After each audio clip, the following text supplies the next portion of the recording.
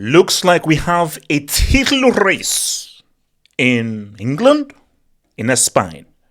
As far as Germany goes, Italy goes, France goes, I think it's standard settings.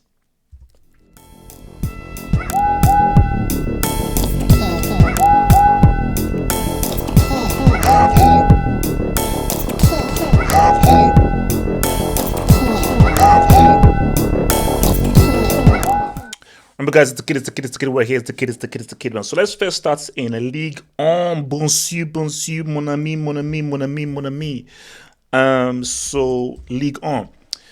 Guys, camera lens were never going to do anything. Guys, with all due disrespect, camera lens were never going to do anything. So last week, Lons, could they do something, blah, blah. And then what did these guys go and do? They go ahead and take an L to... What did they take an L to? They take an L to... Where the hell are Lons? Am I tripping? 3. They lose to Monaco at the crib. And Monaco, who are currently 8th. Although, pretty good form, but they're currently 8th. And, of course, PSG were able to say what's up 3-0 against Metz. So, look, Lens were never going to win this league. I think when you just look at PSG's squad, the players that they have, the teams that they have, they were never going to say what's up. Like, it would be shocking if Lens win this league. The only chance for PSG not to win this league was through either Marseille or Monaco. Marseille are 4th and Monaco are freaking 8th. So if either Marseille or Monaco were not going to say what's up and we're not going to be the title race, we're not going to expect a freaking camera lens, what I'm using right now, to go ahead and beat a team who just won a damn treble last season and who have completely menstruated the freaking French league. It was never going to happen. Let's put the players that's away. So did Greenwood score in the last goal game? So Greenwood still with 14 goals. Panicelli, 13 goals. Actually, what does this say? So 14 goals, 5 of those have been penalties. Shout out to him, bro. Shout out to Bradley. Shout out to Barcode. Barcode, 8 Gs, all from open play. Ousmane Dembele, 8 Gs, obviously 2 from penalties. Shout out to Boyan Safadi, although 8 goals, both 3 of those have been penalties. So, really 5 Gs. So, and obviously Vitinha, 7 assists. Wait, how many assists does the Greenwood have? So Greenwood has 4 assists. Bro, 4 assists and 14 Gs. That is impressive. That is actually impressive by your boy Mason Greenwood, bro. So it's really 9 goals. Basically 9 goals from open play. And still 9 goals from open play. Basically 9 goals from open play and 4 assists is pretty impressive. It's pretty impressive, especially when you're a winger. But for Liga, let's be real. PSG are winning this, because I always say, like, for PSG, what they were always judged by wasn't necessarily the EPL. Sorry, it wasn't necessarily the league. They were always judged by what do you do in the UCL. So you can start pad and collect as many of these leagues as possible. It doesn't really matter because PSG, their spending power and their squad is on such a different level to everyone else, there's no point. It would be a disgraceful embarrassment if a camera lens beats PSG when you just look at the amount of money PSG can spend, the quality of their team, the quality of their coach, the quality of their freaking squad. It would be stupid. So for me, I think this is a done deal. But still, the fact that we are in 23 games played, and it's only a 2 points gap, I think it's shocking. The fact that Lens are actually making this a title race, and they're the only guys who are really saying what's up to PSG. It's already been an amazing season. They've already overachieved. They're already overachieved because that should be Marseille or Monaco in that position. So the fact that they're doing so much better than Marseille and Monaco, shout out to your boy Lens, but come on, bro, like PSG, they're easy going to say what's up here. So let's go now to the Serie.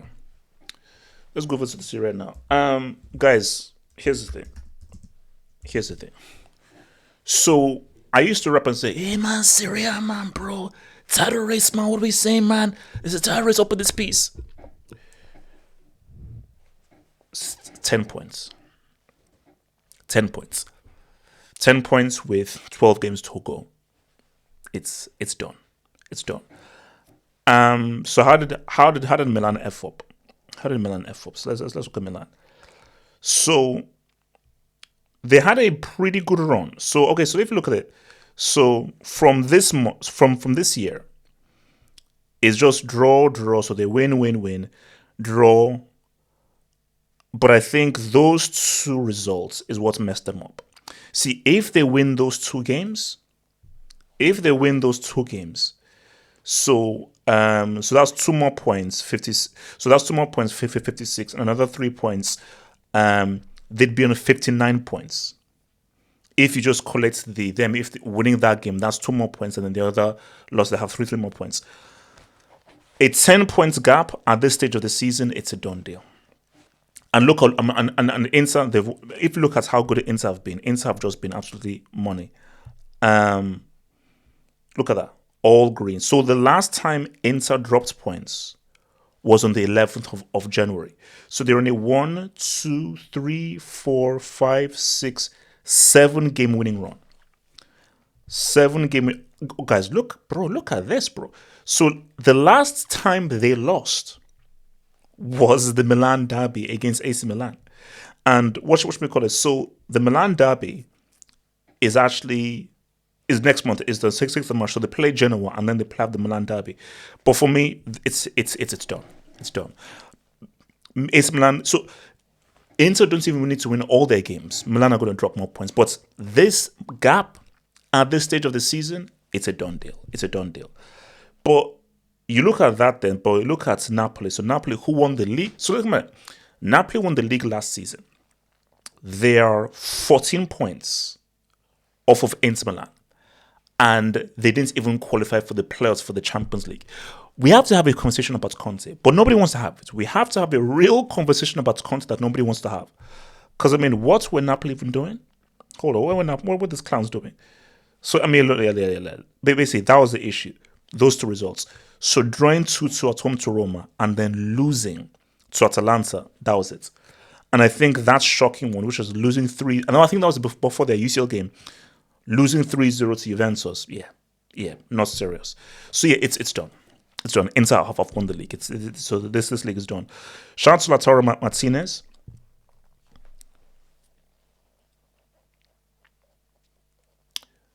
Oh, sorry.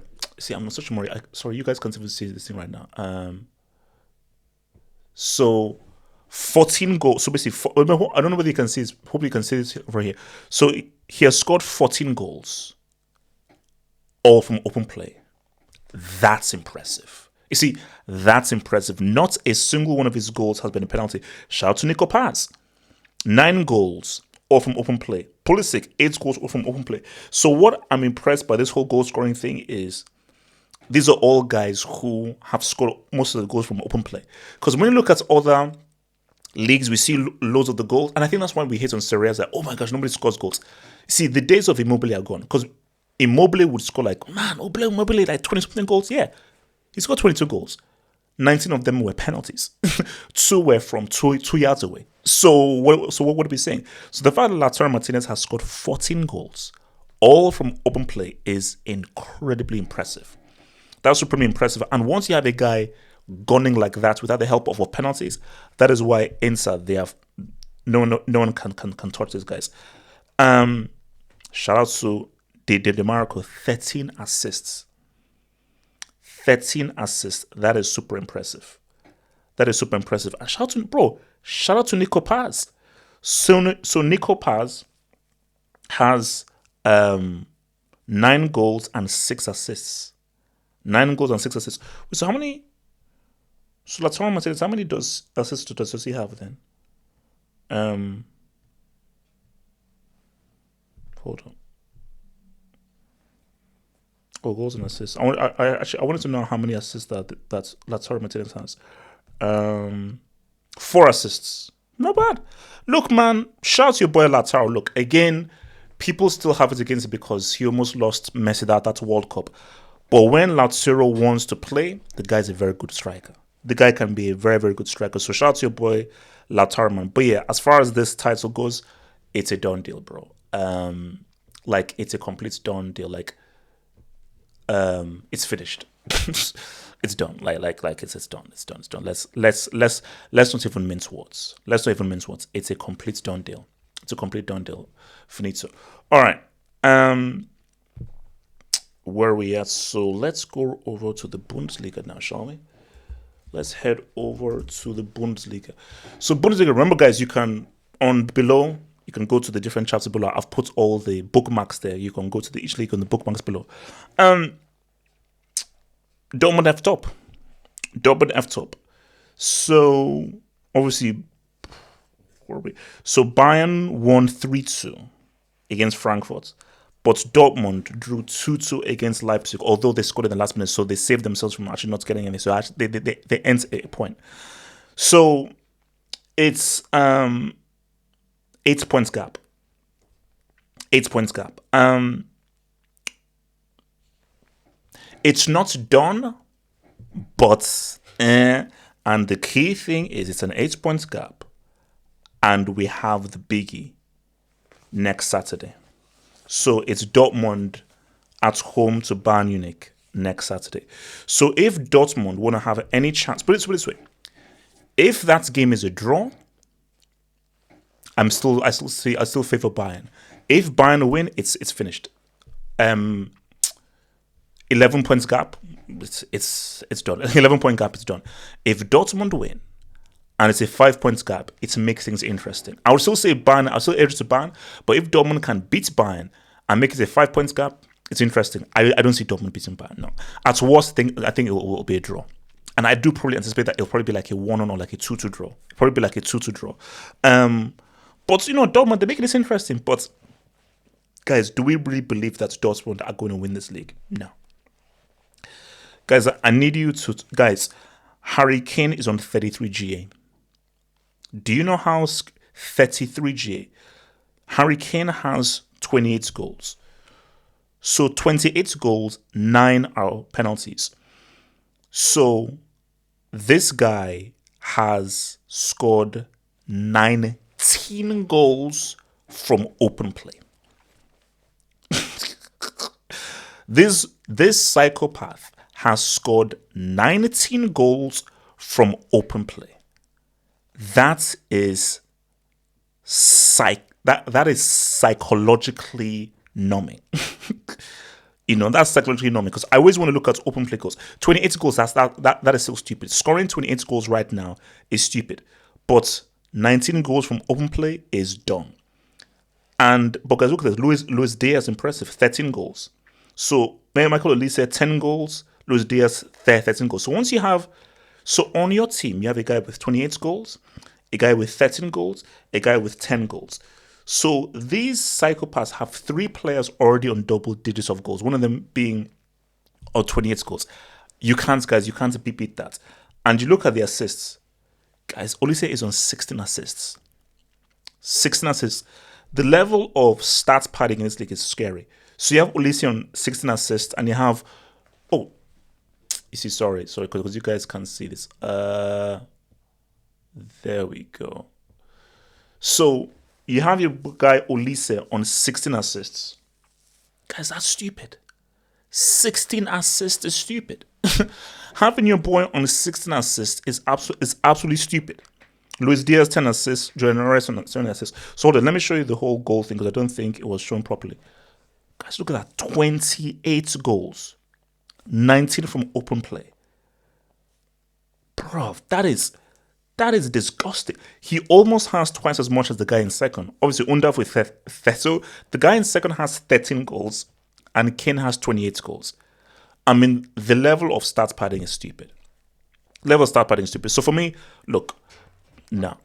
Let's stop it. Dortmund ain't doing anything. Let's keep it real. Let's keep it stuck. Dortmund not doing anything. Like, they've made it interesting. Shout out to them making it interesting and making it fun. But realistically speaking, nah, it's not happening, bro. It's not happening. All right. Hold on. Let me just make this proper. There we go. All right. And let's head over to the Premier League. Let's over to the EPL. So,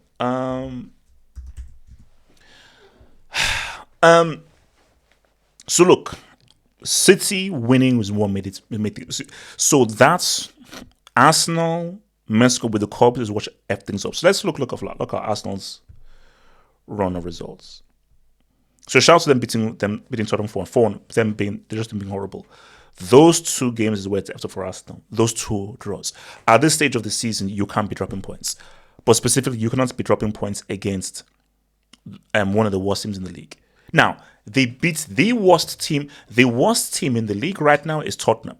But the worst team mathematically in terms of the league is Wolves. Even though I think as of right now, Wolves are better than Tottenham. But for Arsenal not beating Wolves, aka the Cubs, is what brought City in. Because if you look at City,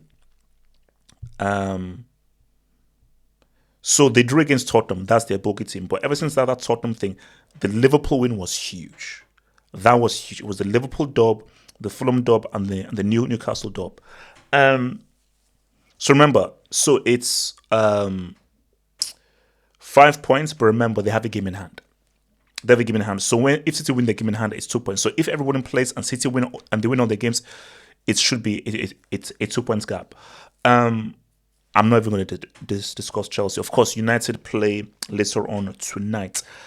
But shout out to Liverpool. They've got themselves back in there. They've got themselves back in there now. And they're now on equal points with your boys Chelsea. So, and with the way that Chelsea are now moving, if you can beat Burnley, it's mad. So if you look at so Arsenal's running. See, for me, never use the word who has an easy running. So we're all building up to the game to the Arsenal City game. So Chelsea at the crib, Brighton, Everton, Bournemouth. Arsenal have a good record against Chelsea. They should beat Chelsea and they're at home. They should. Brighton away, tricky, should win. Everton and Bournemouth, both home games. You should win. So if you're Arsenal, the game you should be most fearful of is the away game, which is Brighton. And Chelsea, Everton, Bournemouth. Chelsea, good record against them. Everton and Bournemouth, you should be beating those guys, and you have those guys at the crib. So, Arsenal, that should be a good run-in before the City game. But if you told me beforehand, so put it this way, if I didn't know these results, Liverpool draw, okay, fine. Oh, they beat Forest. They beat United. Draw against Brentford, fine. They beat Wolves. So, if you showed me that run-in, the only points I say that they will drop points are the Liverpool and the Brentford. Well, okay, you probably lose points. So if you're looking at this right now, I think that those should all be green before the City game. But after them dropping points to the Cubs, I'm not sure what happens against Brighton. I'm not sure. Chelsea is what Chelsea turns up. If it's the Bombs who lost to if it's the Bombs who couldn't beat Burnley, oh, then it's peak. Then it's peak. But this is one title race where you just never know. And if you look at Man City, Leeds away, Forest at the crib, West Ham away, Palace at the crib, and then Chelsea away. If you're City, you should look to win all those games. The hardest game there for City is really Chelsea. Leeds is away, it's a relegation team. Forest, they're ass cheeks, it's at home. West Ham, they're pretty ass cheeks and they're a relegation team. So Leeds, Forest, West Ham, all three relegation teams, you should beat them. Palace, you're at the crib. And it's not the Palace of old. And then it's Chelsea away, which could be tricky. So that is really their hardest game. So I think both City and Arsenal, respectively, have pretty good run-ins up until the game against Arsenal, but both of them play playoffs. But the way City have been moving, I told you, look at that. Ever since them dropping points to Tottenham, it's been plain sailing. The Liverpool win, Fulham win, Newcastle win. But I will not be surprised if either Arsenal or City drop more points before they face each other on the 18th of April. I'm just being with you. I just wouldn't be shocked because these are teams who do not look super consistent. They simply do not look super consistent,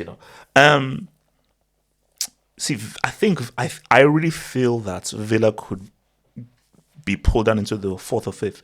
But if you're gonna ask me who wins this league title, I don't know. I I my thoughts was Arsenal win it by 89 points.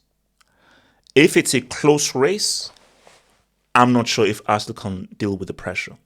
Them beating Tottenham is not evidence of them dealing with the pressure because Tottenham are a pathetic team. So for me, for Arsenal, I think if you see Arsenal, the next big test for Arsenal, it wasn't the Tottenham game. The next big test, I mean, the Tottenham. Put it this way, it was sort of the Tottenham game because City had won. But when I saw how bad Tottenham were, that's a pathetic team that anybody should beat. The key thing is the Chelsea game. Um, that's the big one, you know, because hold on, how do I just because the big one there is I want to see how do I just get back to regular fixtures. Um, oh, okay, there we go, better. So the key thing here is so you see, Leeds play Man City. See, Leeds play Man City. So if Man City get that dub, then the pressure now goes back to Arsenal. Then they now have to make sure that they beat Chelsea. I remember City obviously have that game in hand, pulling up through. Um, Again, if you're Arsenal, and you're serious, you should be winning those games. It's just that in a close title race, in a close title race, I would favor I favor experience when pressure arises. Now, Arsenal can prove me wrong. I'm not sure whether Arsenal can deal with the pressure, but prove me wrong. Prove me wrong. If Arsenal win all their games, they win the league. Simple as that. If City win all their games, they win the league. So once you just have that psychological thing on both sides, you have to know that, oh, you now have it's in your hands. Because the worst thing is that, oh, I can win all my games, but I now have to depend on other results. City know that, oh, if we win every single game, we are champions, 100%, no doubt. Because they now know that they have that home game against Arsenal. So, but I don't think these are sides that will both win. I still say Arsenal will win this league, and they edge it. But the issue is City can sniff blood.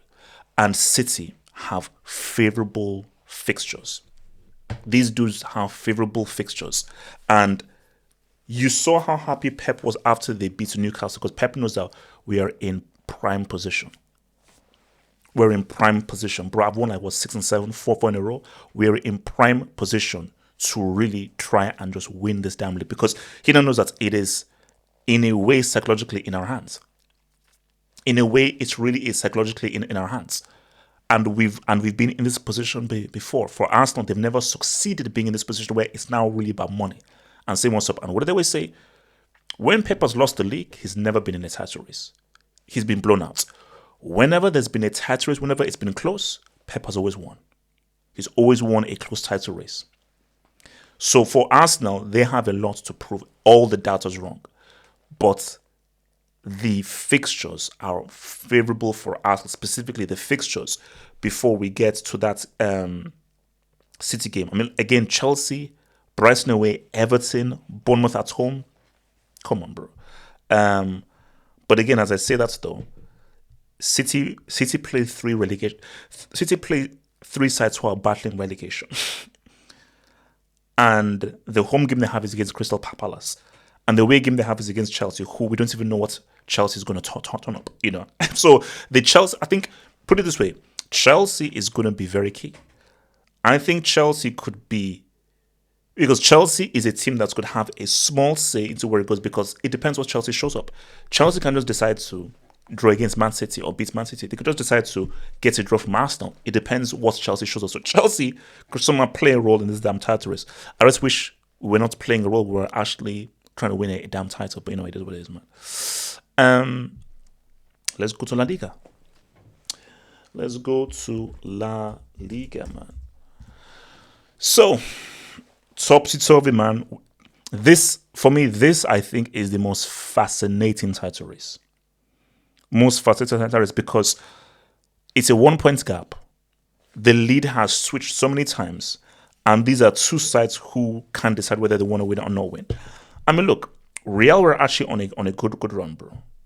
So until that loss to Osasuna, which is, look, guys, look at that. So there was that loss to Celta Vigo. Then since then it was a 1, 2, 3, 4, 5, 6, 7. They were on an 8 game winning run before losing to Osasuna. So I think that Osasuna loss was uncharacteristic because 8 game winning run. They had just beaten Benfica in Benfica. That's crazy old game. So you'd have expected them that, oh, Carrington beats Osasuna, stay on top of the table. It just shows you that this is a La Liga race that you just can't call it. Again, if you look at Barca, so before that loss to Sociedad, they were on a goddamn 1, 2, 3, 4, 5, 6, 7, 8. They were on a 9 game winning run before losing to Sociedad, who has always really been a tricky team for Barca, and then three wins in a row. They lose to now Girona, and then they now beat Levante. So look, if you're Barca, you'd expect them to say what's up, but these are two sides who are just not great. Real Madrid, dysfunctional, defense looks shaky, midfield doesn't really work too well, Mbappe Vini can't really work together. Barcelona, defense. The defense ain't saying what's up. And they definitely are missing, the ever-presence of your boy, Dre. And obviously, the big one is obviously that El Clasico, which is... Where's El Clasico? Hold on, where's El Clasico? Oh, El Clasico, which is on the 10th of May. So 38, 37, so week 35. The way things are going, I doubt it's going to be more like than a 3 or 4 points gap. So by the time we have the El Clasico, it shouldn't be more than like a 4 points gap then. So that game, I feel, is going to be pretty pivotal. Because what I'd want is whoever wins that game, they can live for. So ideally, it's a 1 or a 2 points gap. If it's a 1 or a 2 points gap, which conceivably it could be, then that game could be like, oh, bro, whoever wins, all you need to do is just win 3 more games and you win the league. So it could be real. So Barca, look, 67 goals scored. Look, like they're like, again, attacking wise, Barca are amazing. It's just that they've considered 25 goals. What did they do last season? So last season they scored 102. They conceded 39. They considered 39 goals last season, and they've already considered 25 now. They don't consider 25 now. So basically, Real's defense Real have the best defense. So it's so crazy. Even if we have issue with Real's defense, Real have the best defense in the league. 21 goals conceded. It's them and then Atleti and of course Barca. Look, Atleti, they're doing nothing. And look, it's again. Let's even go to this player stats again, because I know guys would have viewed this. So hold on, let me put this back. So Mbappe has 23 goals, 8 penalties. 8 of those are penalties. So that's what 15 from. That's not bad. 15 from open play. So he scored 15 goals from. See, I think the way I thought that penalty count would be higher, the way people have been saying Mbappe now, I thought that penalty count would be higher. So 8 penalties is a lot. Like, I'll be real. 8 penalty goals is a lot. That's a lot. And I think, didn't he miss one? I don't know whether he missed. I don't know whether he missed one. That's a lot. Obviously, Yamal has 8 goals from open play, 10 goals in total. You see, but my thing though is you have to look beyond just those numbers, bro. You have to look beyond those numbers. Yamal 9 assists. Shout out to Luis Milla and your boy the Ghoul. So Yamal goal GA is 19. Mbappe GA 27. Not so bad. But you have to look beyond the numbers here. And I think that you see, for me, I don't know who's going to win this league. I really don't know. Like, the smart money is on Barca. because they just seem a lot more cohesive. And I'd rather put money on Hansi Flick and the defending champions than on a dysfunctional Real Madrid and Arby's. So the smarter money, the wiser money is on them. But again, like the losses that Barca had were just uncharacteristic. Like just how they lost to Girona's, like it just doesn't make sense. So the kind of losses they have do not make sense. Like you'd expect them to beat Villarreal at home. You think they'd beat Athletic Bilbao, who are not as good as they used to be. They should beat Sevilla. Rayo Vallecano, they're normally tough again. That's a game that's where it's tough when they play the Volcanoes away.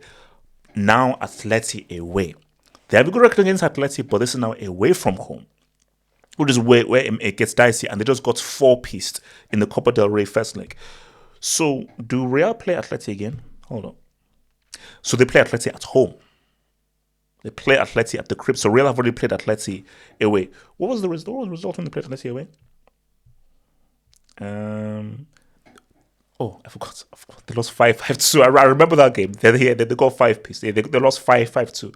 That's when they played Atleti. So I think Atleti could be a very key game. That could be a very key game when they play those guys. Osasuna, Trikinski. And the Osasuna away game is before they play Real. The smarter money is on Barca. It's on Barca. But this Barca team, I don't think is as good as they were last season. I think last season they were outstanding and amazing. They should have been in a UCL final.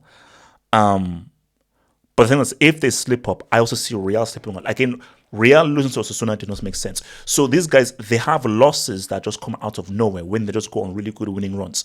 But with 1 point in it, I think it's going to go either way. I think for me, this is definitely for sure the most fascinating title race. It is. And the fact that, because remember, Arsenal have been top for ages in the EPL. Bayern have been top since the beginning of time. Inter have been top. So in the other leagues, there have been not that many switches at the top. But in this league, Real top for a while, then Barca was top, then Real came on top, and now there's only a 1 point gap. All I want is, I don't want a situation where we get to El Clasico and it's like a 5 points gap, which is conceivable. You never know. But if it's a 1 or a 2 points gap, and therefore that game at Camp Nou, it really could be a title decider, it will already add to the drama that El Clasicos always give us, man. And again, our boy, Messi's daddy, aka Mbappe, surely he can't score trophyless 2 seasons in a row. Surely he can't. Surely not. Come on.